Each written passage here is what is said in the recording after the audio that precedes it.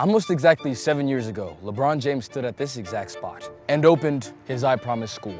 Arguably the greatest accomplishment in his entire career. He was lauded as a philanthropist, visionary, and a private citizen who stood up to do what the government wouldn't. It was universally celebrated as a success. But since then, so for 3 years, not one child passed the state test in math, not one. Principal of the LeBron James I Promise School in Akron has submitted her resignation following an allegation that she slapped an 11-year-old student. A quote, death note was found on the school grounds, and that note found sometime last week had a list of names of teachers and students who work and attend the school. The amount of tears that I saw from teachers that work there.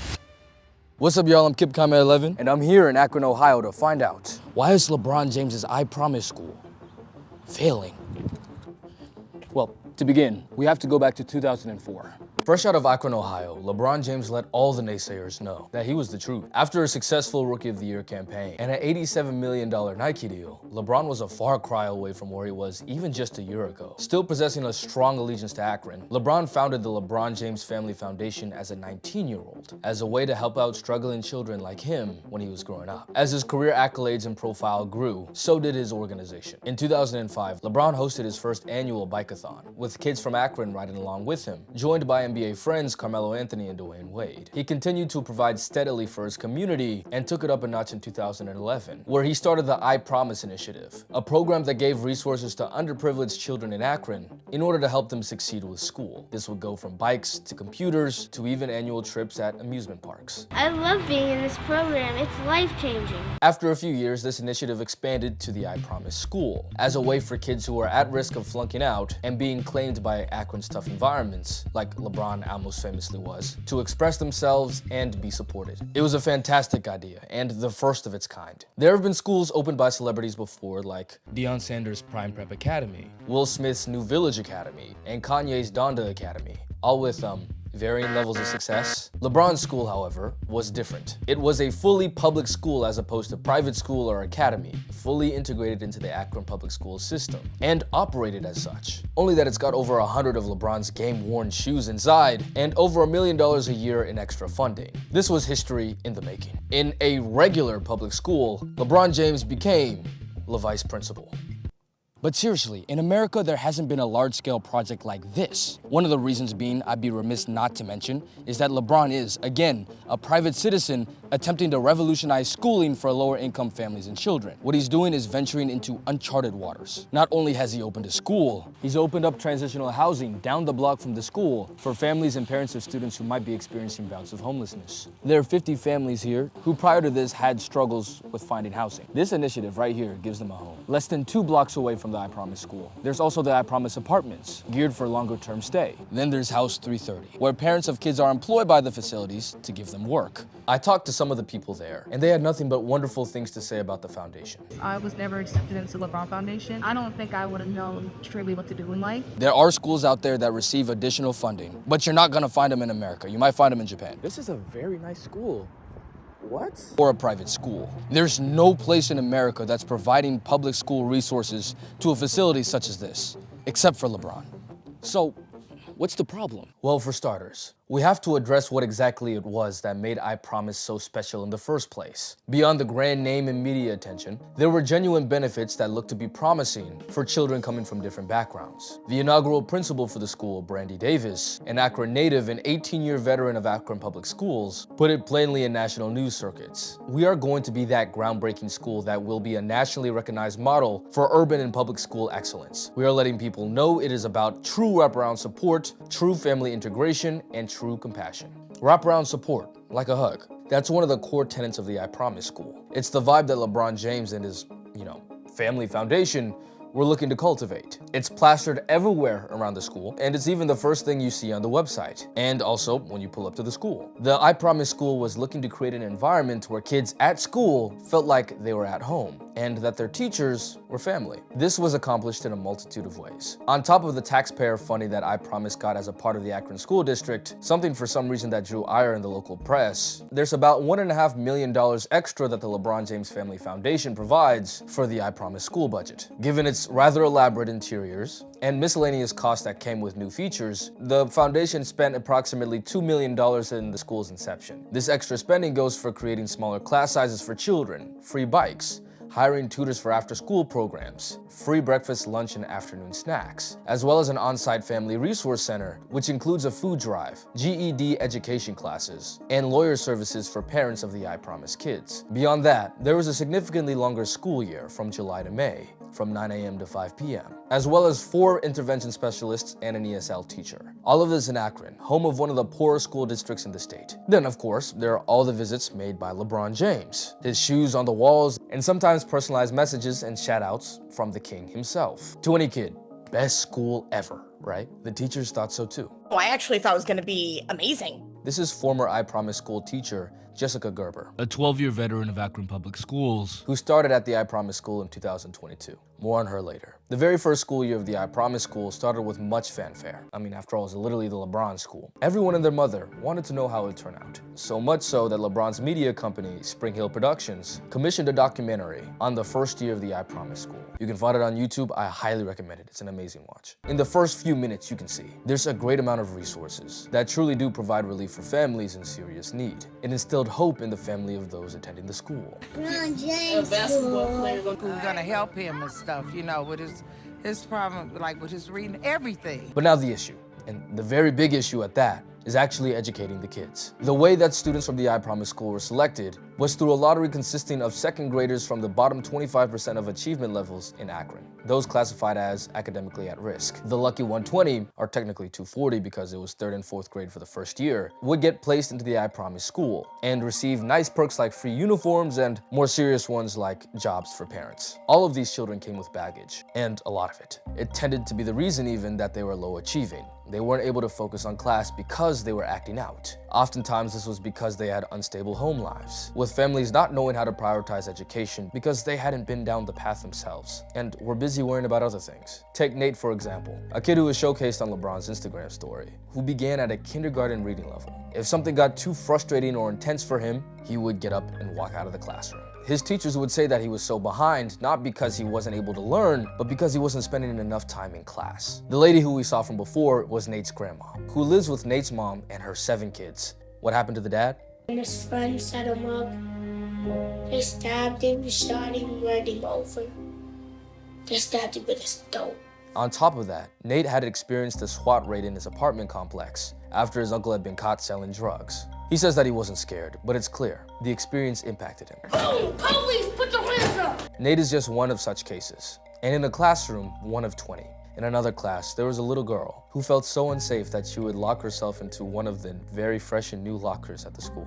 After a few weeks with the kids, one teacher admitted, you have the romantic thoughts, like, I'm gonna change the world. So when you get in and you have 20 kids who struggle with school and you have some kids who have behavior issues, you kind of be like, okay, well, this is a little harder than I thought. Now, I'm not going to reveal all that happens for the documentary if you're looking to watch. But at the end of the day, it ends with phenomenal news that 92% of kids met or exceeded their expected state growth in both math and reading. And on average, the kids moved from the 1st percentile in English to the 9th percentile for 3rd grade and the 16th percentile for 4th grade. And in math, kids went from the 1st percentile of achievement levels to the 18th, and 4th graders went from the 2nd percentile to the 30th. In that first year, the rate of growth in the I Promise school was better than 99% of schools nationwide. This was a huge win for I Promise, and things were looking up. But there are still issues. 1. Just because kids had met or exceeded their expected level of growth doesn't mean that they were on grade level at the end of the year. It just meant that they at least advanced 1 grade level in 1 year. There were some big success stories where some advanced further, but overall, many of the kids were still below grade level, advancing to the next grade.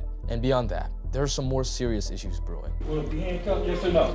Get off me, bitch! Summer, which included a 7-week summer camp for the kids, yet another perk, came and went. Despite the behavioral issues and mountain of progress that was still left to be made, the sentiment regarding the school was still tentatively hopeful. There were revisions made to the initial plan of the school, one of the last ones being that they weren't going to add first and second graders like they initially intended to. But they moved on with the next cohort of third graders, and the original fourth graders became the inaugural fifth grade class. And it seemed like the sky was the limit. Then, of course, the pandemic hit.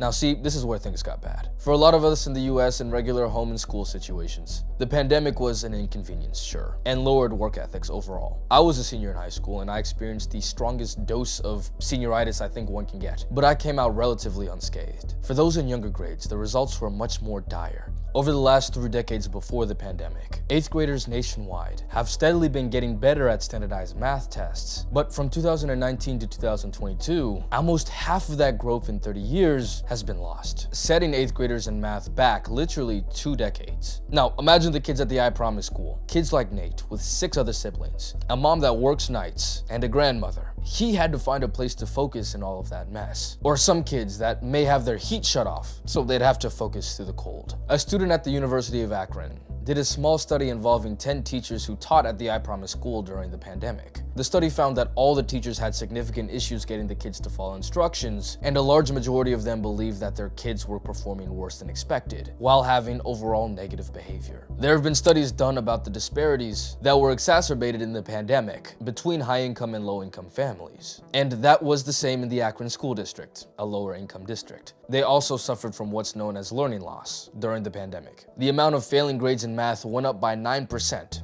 And chronic absenteeism also went up drastically. Now, imagine kids in the bottom quartile of this district in a situation like this. The ones that were hard enough to keep in the classroom during regular school. There wasn't any way this was going to end well. And it was a nasty halt to the momentum that had been building up. The kids that needed food and support had to now rely on teachers and employees driving around Akron, delivering them lunches and face-to-face communication. One teacher knew the route to every single one of her students' houses. And to get to them all, which she did routinely, it would take 3 hours. A quote from her as she was helping out a family. And it really just dawned on me. School is not this family's main focus right now. They're literally surviving. Like many did, I Promise got through the worst parts of the pandemic. It was hard, but they did it. But then things took a turn for the worse. Also developing this evening, the principal of the LeBron James I Promise school in Akron has submitted her resignation following an allegation that she slapped an 11-year-old student. Brandy Davis, the veteran principal, Akron born and bred, assaulted a student shortly after pandemic restrictions on the school had been lifted. The testimony she gave was that there was a situation in a bathroom and a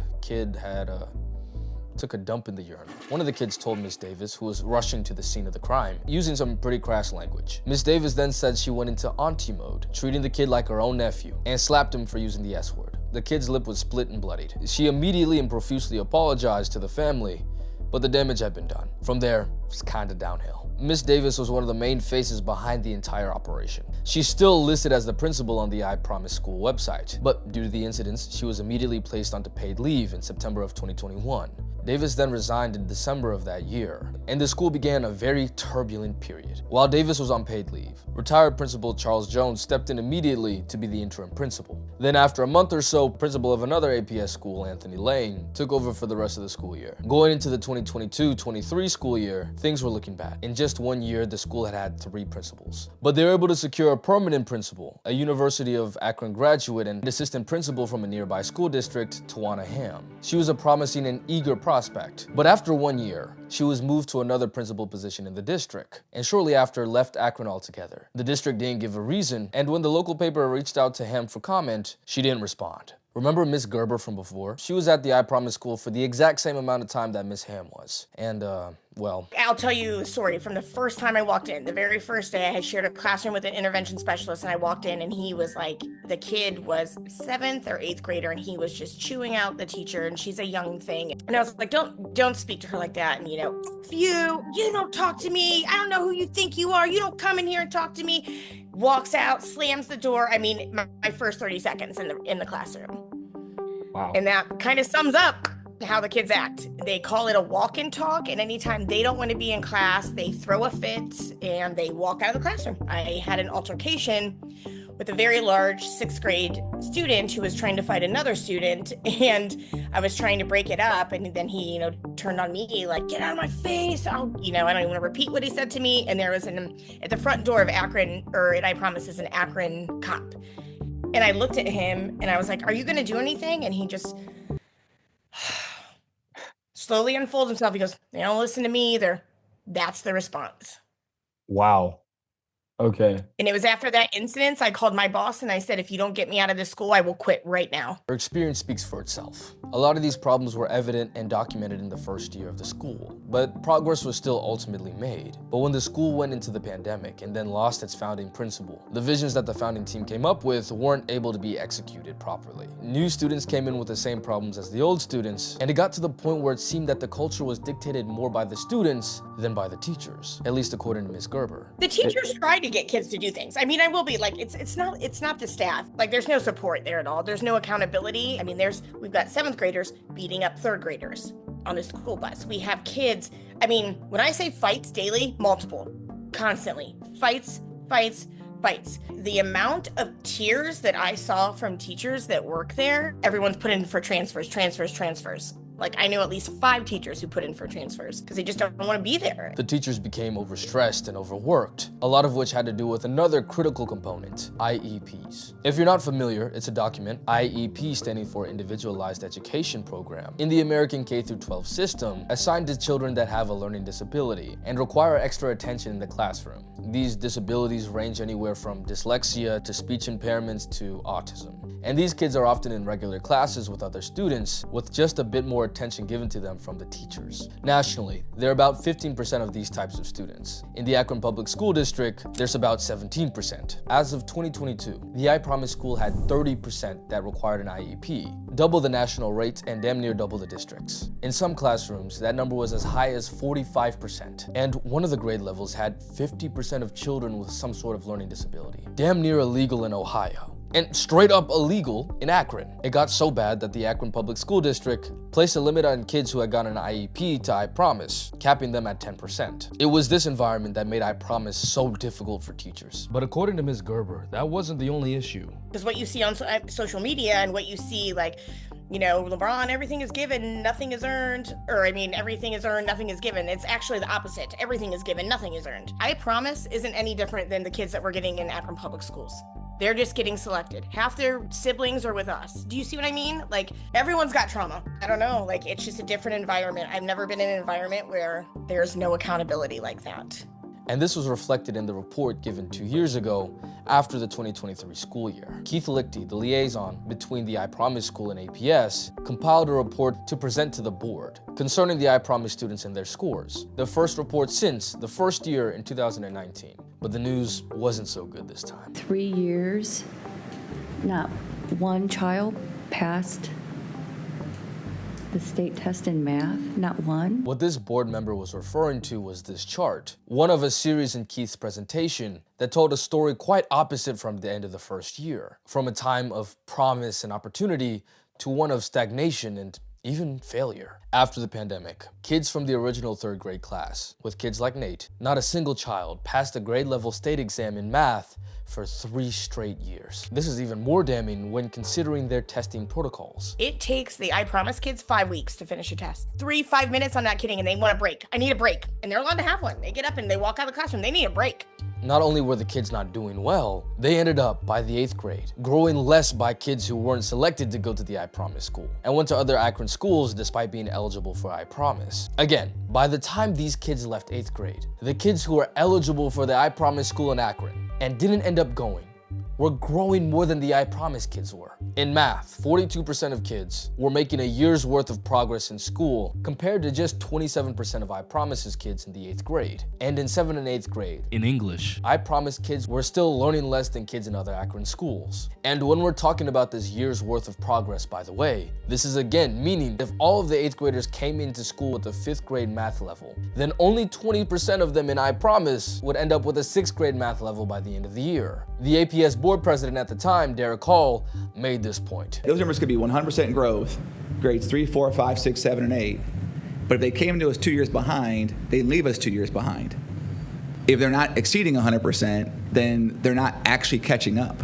Still though, we do have to keep in mind that the I Promise School is quite literally the first of its kind. LeBron James and his foundation were the first to help open up a public school. And with unplanned obstacles like a global pandemic and a principal assaulting a student, there's not that much that could have been done about it. At the end of the day, it is still a high-class facility that's helping out underprivileged kids. And when I think about the kids that I met at House 330, multiple going into fields that wouldn't have been possible without LeBron's foundation, I have hope.